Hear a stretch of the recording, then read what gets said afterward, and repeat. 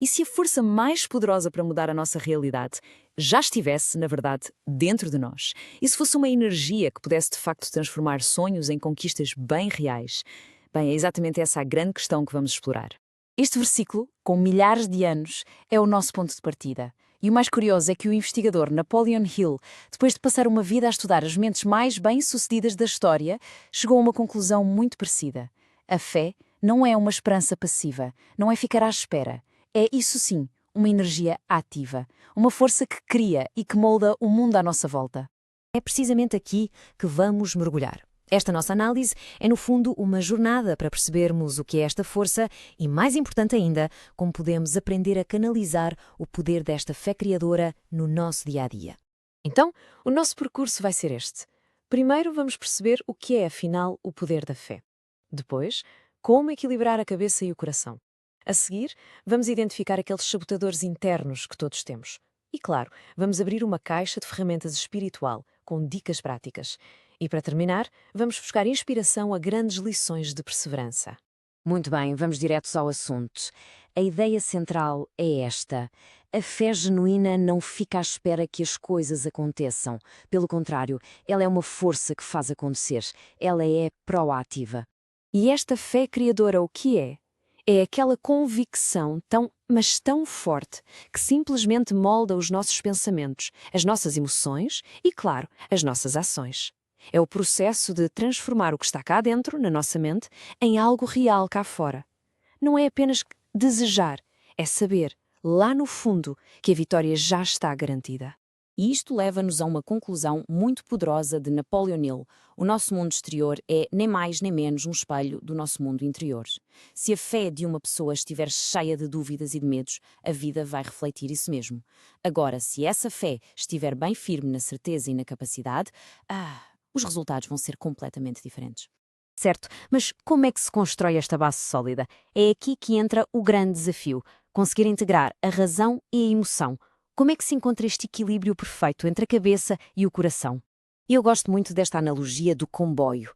Pensem na fé racional, aquela que vem do estudo, do entendimento, como a locomotiva. É ela que tem a força, que sabe o caminho. E a fé emocional, baseada nos sentimentos. Essa é importante, claro, são os vagões.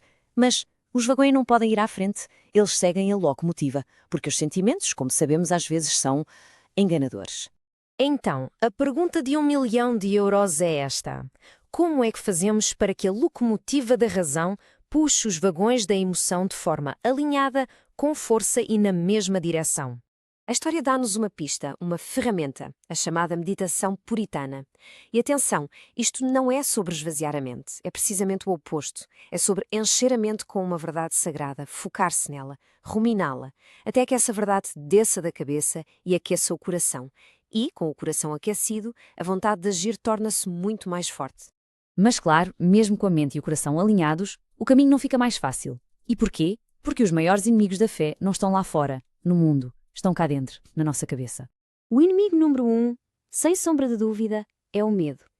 O medo é um autêntico ladrão de energia. Ele drena a força que devia estar a alimentar a nossa fé.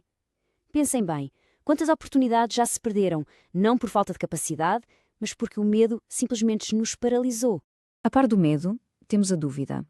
A dúvida é como uma pequena fenda nos alicerces de um prédio. Parece inofensiva, mas enfraquece tudo. Lembram-se de Pedro a andar sobre as águas? Enquanto ele tinha a fé focada em Cristo, estava a fazer o impossível. No momento em que olhou para as ondas e duvidou, começou a afungar. E por fim, um assassino silencioso, a procrastinação, o famoso deixa para amanhã.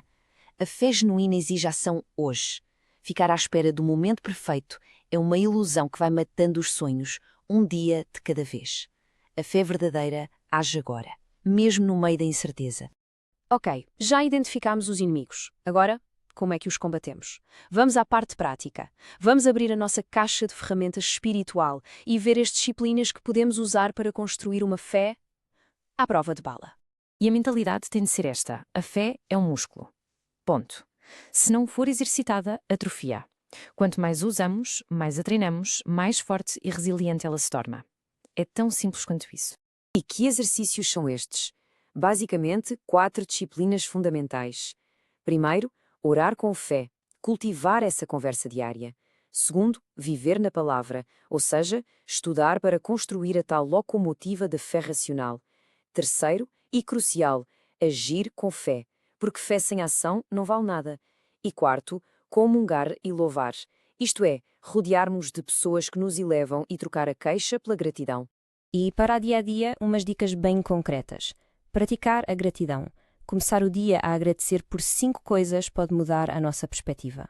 Usar afirmações para reprogramar a mente. Manter o foco em Cristo, independentemente do caos à volta. Proteger o nosso ambiente, afastando-nos da negatividade. E, muito importante, ter a humildade de pedir ajuda quando sentimos a fé a fraquejar. Teoria e prática são ótimas, mas, sejamos honestos, nada inspira mais do que exemplos reais.